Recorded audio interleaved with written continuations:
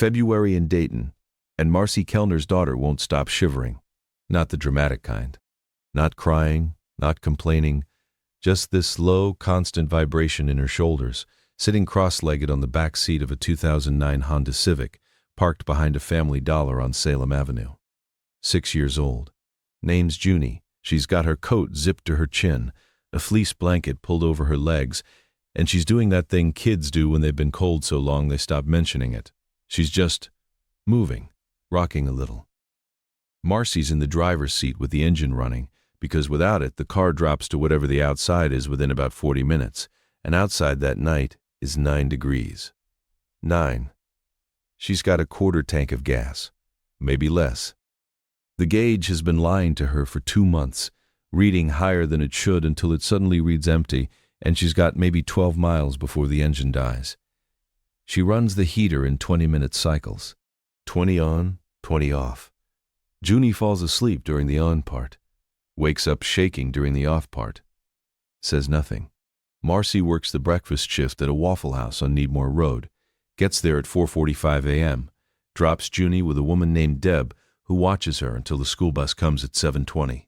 Deb charges $15 a day, cash.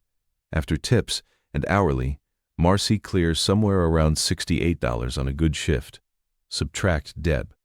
Subtract gas. Subtract whatever Junie eats that isn't free school lunch. What's left doesn't cover an apartment deposit anywhere in Montgomery County. She's been sleeping in the Civic since November. Before that, it was her cousin's couch in Trotwood, but the cousin's boyfriend didn't want them there, and when he said didn't want, he meant it in a way that made leaving feel safer than staying. So, the car.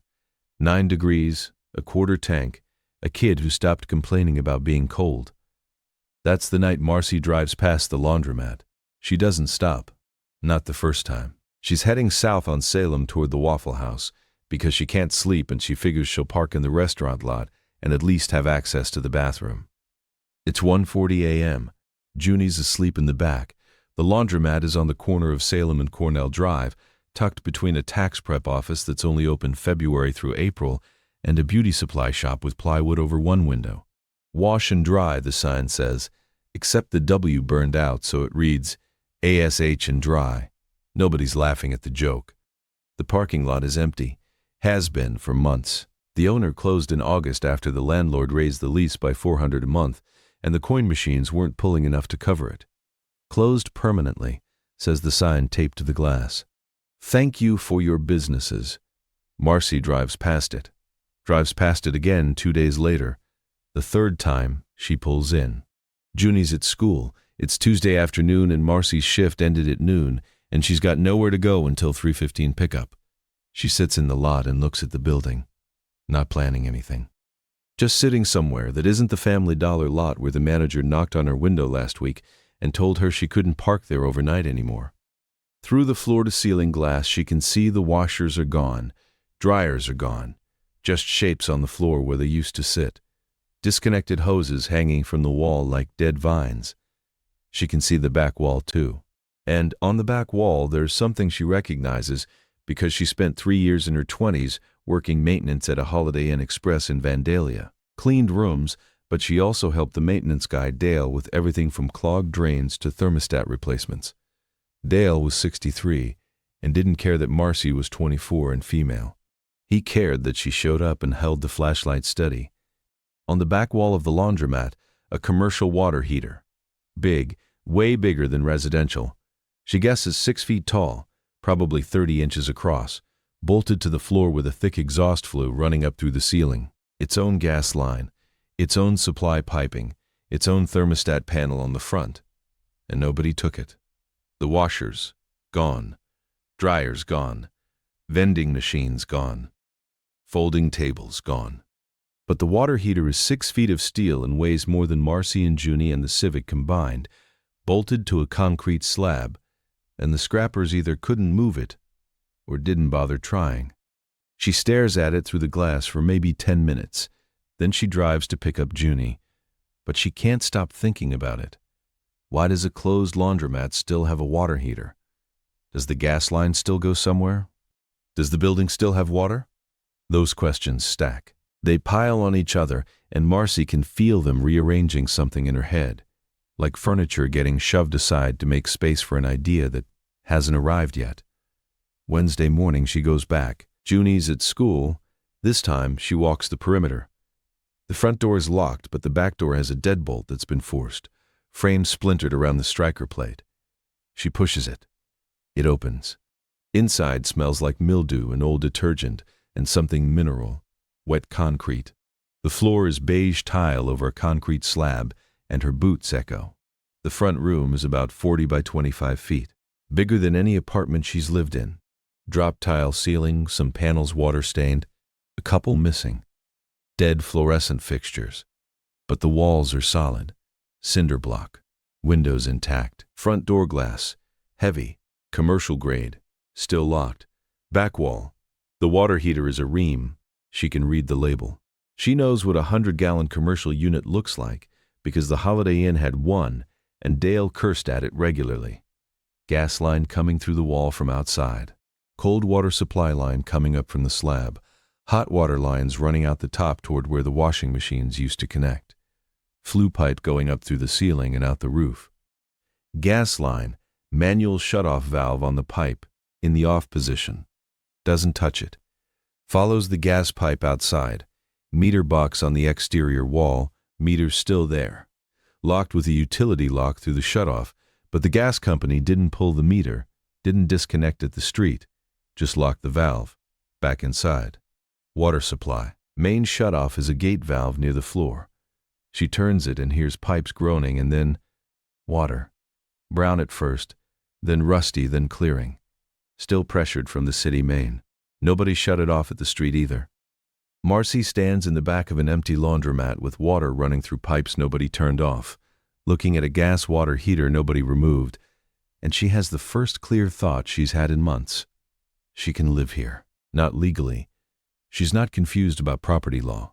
But her daughter is sleeping in a car in February in Ohio, and the shelters are full, and the Section 8 waiting list in Montgomery County is over 2 years, and the temperature tonight is supposed to drop to 4. So the question isn't legality. The question is whether this building can keep her kid warm, and the answer starts with the water heater. Marcy knows something from working with Dale. A commercial gas water heater heats water. Obviously, that's its job, but the process throws off heat into the room around it. The tank's insulated, but not perfectly. The burner compartment gets warm, so does the flue pipe running through the unit. Dale used to say the mechanical room at the Holiday Inn was the warmest room in the building even in January, and Marcy remembers walking in there during winter shifts and feeling the temperature jump 15 degrees at the door. Except the gas is locked. Most people's plan would stop right there. Locked gas meter. Done. Marcy doesn't touch the gas meter. What she does is spend the next 4 days learning the building, the gas service, and what it would take to get heat running without getting arrested or killed. Next morning she goes to the Dayton Metro Library and uses the public computer. Pulls property records. The building is owned by Tri-County Property Holdings LLC, registered in Columbus, 11 commercial properties across Montgomery and Clark counties. Unpaid tax bill going back 14 months. On the delinquent list. She calls the company. Voicemail. Calls again. Voicemail. Third try. A man named Kevin answers. Property manager, not the owner. She says she noticed the building's vacant, and she'd like to talk about renting it. Kevin laughs. Not mean, just surprised. Says the owner's been trying to sell for 8 months. Last tenant left owing 3 months' rent. Building needs work. Then he says the owner might let somebody use the space cheap if they'd keep an eye on it, keep the pipes from freezing, prevent break-ins. Marcy says $150 a month. Cash. She'll maintain the property. Kevin calls back Monday. The owner says fine, month to month, no formal lease. Keys on Friday. Friday comes. Kevin gives her 2 keys front and back, tells her the water's still on, gas is locked by Vectron, she'd need to call them. Electrical panel in the back, power was cut but she can call DP&L to restore it. He says one more thing, the water heater probably still works. Only been 8 months. Then he leaves. Marcy stands alone in 1,100 square feet of empty laundromat and calls Vectron Energy. She tells customer service she's the new tenant and needs gas service. The representative says fine, but because gas was off over 6 months, Vectren requires a pressure test before they'll unlock the meter. A licensed plumber has to pressurize the gas lines and confirm there are no leaks. Plumber signs off. Vectren sends a tech. She asks what that costs. Between her and the plumber, the representative says, reconnection fee is $35. Plumbers first. $350, $275, $400. So she calls Dale. Dale, the maintenance guy from the Holiday Inn, retired 2 years ago. Inglewood, 20 minutes north. She hasn't talked to him in over a year, but she's got his number because Dale is the kind of person who gives you his number and means it. Dale answers on the second ring. She tells him the situation. Not all of it, not the car part. Says she found a place and needs a plumber for a gas pressure test. Dale's not licensed, but he knows a guy named Art Kowalski who owes him a favor from a church job in Huber Heights. Art calls Marcy, says he'll do it for $100 and a case of beer. Done. Art comes Wednesday morning, hooks a pressure gauge to the gas line, pressurizes to 15 pounds, watches it 20 minutes. No drop. Line is tight. Signs the certification. Marcy calls Vectren. Technician scheduled for Monday. That weekend, Marcy and Junie sleep in the laundromat for the first time. No gas, no heat, no electricity. Air mattress from Walmart, $22. Every blanket they own. Back corner behind the water heater. What Marcy didn't expect, the building is warmer than the car, by a lot. Outside, 14 degrees. Inside the laundromat, 39. She knows because she bought a cheap thermometer at Dollar Tree. 39 is cold, absolutely cold. But the walls are thick. The concrete slab holds heat from daytime sun through the south-facing glass. The air doesn't move the way it does in a car where every gap lets wind slice through. 39 with 2 sleeping bags and a pile of blankets is survivable. Junie sleeps through the night for the first time in 3 weeks. Monday morning, 10 a.m. The Vectren tech arrives, checks Art's paperwork, inspects the meter, unlocks the gas valve, checks for leaks with soap solution, signs off. Tells Marcy she's got gas service. She can light whatever appliances are on the line. He leaves. Now it's Marcy and a 100-gallon water heater and a live gas line. She stands in front of the ream. Control panel on the front, low, near the burner compartment. Gas valve with 3 positions. Off, pilot, on.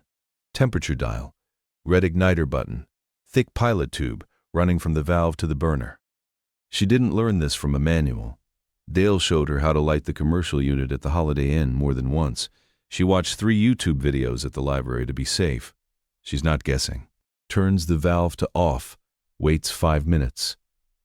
Residual gas in the burner compartment needs to dissipate before you introduce a spark. 5 minutes, not 4, not 3. Dale was always specific. Turns the valve to pilot, pushes it in and holds it, hits the red igniter. Click, click, nothing. Click. A blue flame catches on the pilot tube. Small, steady. Holds the valve 60 seconds. The thermocouple heats up. It's a metal probe sitting in the pilot flame that generates a tiny electrical current when it's hot. That current holds the gas valve open. If the pilot dies, the thermocouple cools, current stops, valve closes. Safety mechanism. Simple, mechanical, no electricity. Releases the valve, pilot stays lit, turns from pilot to ON. Thermostat set to 120. She hears the main burner ignite, a low whoosh from the bottom of the tank, then a steady roar. Blue flame through the sight glass. Steps back. Within 10 minutes she can feel it. The tank warming, the metal shell warming, the flue pipe warming. Air around the unit warming. She puts her hand 4 inches from the tank and the warmth is there, coming off the steel in waves. She walks to the front. Thermometer says 41. Waits. 20 minutes later, 45. An hour, 52. By pickup time at 3:15, the laundromat is 61 degrees. 61 degrees. From a water heater, She figured something out by accident over the next few weeks. The hot water itself is a heating system. The heater produces 100 gallons at 120 degrees. The tank sits in the room, radiating heat. But the water is also available, coming out of the hot water lines through the old washer hookups that terminate at brass shutoff valves every 4 feet. Garden hose connected to one of the valves. Hot water runs out, 5-gallon bucket filled, carried to the front of the building, set down. The bucket radiates heat.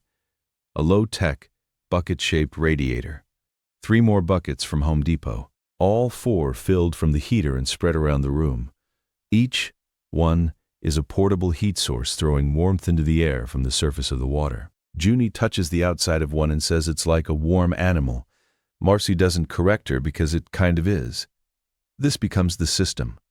Fill the buckets in the morning. The water starts at 120 and cools throughout the day, losing heat to the room, which is the point. By afternoon, the water's lukewarm, but the room temperature held because the concrete slab absorbed heat all day and is releasing it back. Refill in the evening. The heater recovers fast. Dale was right about that. By bedtime, the room was 63, 64 degrees.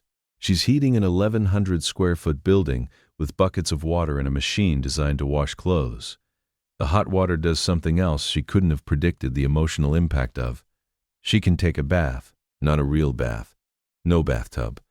But there's a floor drain in the utility area, a 4-inch PVC drain that used to handle overflow from the washing machines. Garden hose connected to the hot water line. She fills a large plastic storage bin from Target, the kind for Christmas decorations, sets it on the tile over the drain, and gets in. The first time she does this, she sits in the hot water for 40 minutes and doesn't move. The water is 118 degrees, and the steam rises, and the room is warm, and her body, which has been cold at a cellular level since November, stops being cold. Her eyes water. Her jaw unclenches. Something lets go in her chest that she didn't know was holding. Not dramatic. More like exhaling after holding your breath so long you forgot. Junie gets a bath next. Smaller bin, temperature tested with her elbow the way her mother taught her. Junie sits in it with a plastic cup and pours water over her own head for 15 minutes, singing a song from school Marcy doesn't recognize. Hot water. Stupid. Ordinary thing. Nobody thinks about it until they don't have it. And then it's everything. Hygiene. Warmth. Washing your kid's hair without her screaming because the water's cold. Making oatmeal without a gas station microwave. Soaking your feet after 8 hours at Waffle House in shoes from Goodwill that don't fit right. The gas bill comes. $47. Compare that to what she was spending on gas for the Civic, running the engine all night. A quarter tank a night at $3.40 a gallon. 12-gallon tank. More than $10 a night. $70 a week. $300 a month. $47 and she gets the whole building heated and unlimited hot water. Electricity comes next. DP&L. $50 connection. First, bill $29. 2 floor lamps from Goodwill. LED bulbs. A power strip. Lamps and a phone charger. The bathroom works. Toilet flushes. Sink runs hot and cold. Mirrors cracked, but Marcy doesn't care about the crack. She buys a used couch from Facebook Marketplace. $40. A woman in Kettering getting rid of it. It's green. An ugly green. She and a guy named Marcus from her church carry it through the back door. Junie falls asleep on it at 7:30 and doesn't wake until morning. Air mattress behind a room divider made from 2 shower curtain rods and 3 bed sheets from Goodwill. On the other side, the couch, a coffee table from stacked milk crates and plywood, the floor lamps, a rug she found behind a church donation bin, Junie's backpack and shoes lined up by the front wall, kitchen, folding table, microwave from Goodwill for $12, electric kettle, Dollar Tree dishes, oatmeal, soup, ramen, mac and cheese, hot chocolate. A routine forms, not the desperate kind, not the survival math she'd been doing since November. An actual routine. Alarm at 4:15. Up. Fill the buckets. Coffee from the kettle. Instant. The kind that comes in a big jar at Dollar General. At 6:30 she wakes Junie. Breakfast is oatmeal with brown sugar or scrambled eggs she makes in the microwave. Which sounds terrible, but Junie doesn't care because anything made inside a building with a door counts as real food. Drop Junie with Deb. Drive to Waffle House. Work. Pick up Junie at 3:15. Homework on the milk crate coffee table. Dinner, bath, bed. The bath is the center of everything. It's what Junie asks about first when Marcy picks her up. Not, what's for dinner or, can we watch a movie? It's, is the water hot? And the answer is always yes, because the tank is 100 gallons and the recovery rate is absurd and the water is always hot. Always. That consistency does something to a kid who spent 3 months in a car where nothing was consistent, where the heat came and went in 20-minute intervals, and the only guarantee was that the cold would come back. Junie stops rocking in her sleep. Marcy doesn't notice when it stops. She notices one night in late February when she wakes up at 2 a.m. and checks on Junie, and Junie is lying still, completely still, not vibrating, not shifting, just breathing. Asleep the way kids are supposed to sleep, boneless and heavy and gone. The air mattress is on a concrete floor in an abandoned laundromat, and Junie is sleeping like she's in a 4-star hotel. And the reason is, the room is 62 degrees, and the water heater is humming behind the wall, and there's a locked door between her and the outside. Marcy sits on the ugly green couch and watches her daughter breathe and doesn't go back to sleep for a long time. Not because she's worried, because she wants to memorize what this looks like. A woman named Gail Hendricks from the church comes by one Saturday with a bag of clothes for Junie and a casserole dish of baked ziti. Gail walks in and stops and looks around and says, "Marcy, this is," and doesn't finish. What do you say? It's a laundromat. But there's a couch and curtains she hung last week, and a kid's drawings on the wall, and it smells like laundry detergent baked into the tile from years of operation. And somehow, that smell is comforting instead of sad. Gail says it's nice. Marcy says it's warm. That's what she tells everyone who asks. Not, it's home, or it's mine. Just warm. Like warmth is the only metric that counts. The single thing that separates this from the car. Because most people don't understand what being cold actually does to you. Not cold like I should grab a sweater, but cold like your daughter's shoulders won't stop shaking, and you can't make them stop. It reorganizes your brain. Everything becomes temperature. Every decision is a heat calculation. Where can I park where the wind is blocked? Which side of the car catches the morning sun? Can I afford 10 more minutes of engine? Is the library open? Will they let me sit in the Walmart entrance? Cold owns your attention. It's a landlord that never stops collecting. And when you finally get warm, when you close the door behind you and the wind stops and the floor doesn't shake and your kid stops vibrating, the relief isn't happiness exactly. It's the absence of something that was consuming you. Negative space that fills with something you forgot you had. Attention, the ability to think about tomorrow instead of just surviving tonight. Marcy starts thinking about tomorrow. She talks to a woman at the Montgomery County Job Center about training programs. There's a certificate in HVAC at Sinclair Community College. 11 months. Financial aid covers most of it. She picks up an application. She doesn't tell them she lives in a laundromat. On the form she lists 1847 Salem Avenue. It's not a lie. Mail comes there now. She set up forwarding with the post office.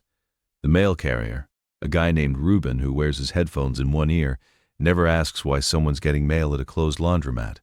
He just puts it in the slot. March. Temperature outside climbs to the 30s and 40s. Laundromat holds 68 degrees now without anything special. Just the heater running, the slab absorbing sun through the south windows, the thick walls holding heat at night. She starts noticing the glass front. Hated it at first because anyone could see in. Buys curtains from a closing sale at a Kmart in Riverside. Cream and burnt orange. Hangs them on tension rods, floor to ceiling. When the afternoon sun comes through, the cream curtains glow, and the whole room looks candlelit. Junie says the laundromat looks like a sunset. Marcy hangs things. Thrift store pictures. A clock. A corkboard with Junie's school artwork. A crayon drawing of a house with smoke coming out the chimney. Marcy stares at it and thinks about how Junie drew a chimney, because that's what houses look like in books. And in real life, their smoke comes from a water heater's flue pipe through the ceiling and out the roof, and from outside it does look like a chimney. The drawing is accurate. She hangs it in the center of the board. May.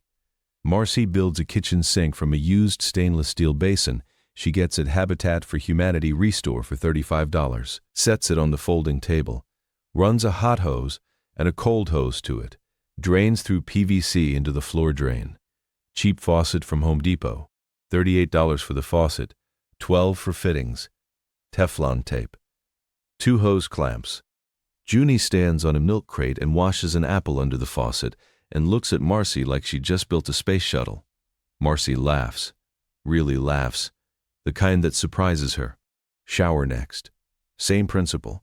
Hot hose, cold hose, a mixing valve from a scrapped RV listed free on Craigslist, Dollar Tree shower head, tension rod and curtain in the utility area corner, over the floor drain. Water drains straight down. First shower, Wednesday evening, late May. Junie's on the couch watching a DVD on a portable player Gail from church gave her. Marcy stands under the water, hot, 118 degrees from a tank that never runs out, and she can hear Junie laughing through the curtain wall and the shower curtain and the steam. And she stands there with her eyes closed and thinks, normal. Whatever that word means. Maybe it means I can wash my hair. My kid is in the other room. The door is locked. It's warm. Summer turns the place into an oven, south-facing glass plus concrete slab.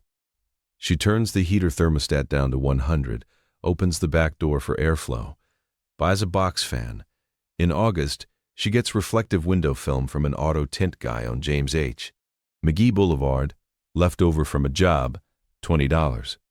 Applies it to the south and west windows. Interior drops from 91 to about 82. September. Marcy starts the HVAC program at Sinclair. Class mornings, lunch shift at Waffle House, Junie pickup at 3:15. 5 hours of sleep a night. But she's sleeping in a building with a door that locks. The HVAC program teaches her things about the water heater she's been living with for 7 months. She learns about the flue and combustion gases. Carbon monoxide. That's when she gets scared. The water heater burns natural gas. Byproducts go up the flue and out through the roof. But if the flue is blocked or cracked, or the room is under negative pressure, gases can backdraft into the space. In a cold, abandoned building, the flue is exactly the risk. She goes home that night and inspects the flue pipe, follows it from the heater through the ceiling, climbs a ladder borrowed from Marcus, and checks the flue cap on the roof. Intact, pipe solid, no cracks, no bird nests. She buys 2 carbon monoxide detectors the next day, $14 each, one near the heater, one in the sleeping area. They've never gone off. She checks the batteries every month. November, 1 year since the Civic. The anniversary passes without Marcy noticing. Junie notices. Tuesday night, late November. Junie's doing homework at the milk crate coffee table. She says, "Mom, remember the car?" Marcy says yes. The car was really cold. Yes. This is better. Yes. Junie goes back to her homework. She's drawing for Thanksgiving. A turkey from tracing her hand. Below it, what she's thankful for. Marcy reads it later, after Junie's asleep. I am thankful for hot water. Marcy sits on the ugly green couch and reads the sentence 3 times. She puts the paper on the corkboard next to the house with the chimney. December. The HVAC instructor, Terry, asks each student to evaluate a real heating system for their final project. Most pick their own homes or a parent's apartment. Marcy picks the laundromat. She writes a 12-page report on the thermal performance of an 1,100 square foot cinder block building heated by a repurposed commercial gas water heater, temperature logs, gas bills, recovery calculations, a hand-drawn floor plan showing the heater, the hot water distribution points, the bucket radiators, the shower, the sink, the living areas. Terry reads it twice, calls her after class and says, "This is the most creative heating solution I've seen in 30 years. She tells him the truth. She lives there. Terry is quiet a long time. Then, your flue installation is safe? Yes. CO detectors? 2. Gas line up to code. She shows him Art Kowalski's pressure test certification. He nods, says he's not going to report her or judge her, but he is going to help her weatherize it. He comes by on a Saturday with 2 former students. They install weather stripping on both doors, seal the gaps around the flue penetration, add rigid foam insulation behind the water heater to reflect radiant heat back into the room. Interior temperature that night, outdoor temp 19 degrees, 66. Junie wears a t-shirt to bed. January. Kevin, the property manager, calls. The owner found a buyer, a guy who wants to open a barber shop. Marcy has 60 days. She's not surprised. $150 a month, cash, no lease. She knew. But she's different now. 11 months into HVAC certification, a resume that includes commercial heating system design, which is technically true, Dale's reference, Terry's recommendation. She finds a 2-bedroom on Wyoming Street. $750 a month. Tight but possible with an extra shift. The landlord runs a credit check. She passes because she's got 12 months of on-time gas and electric payments.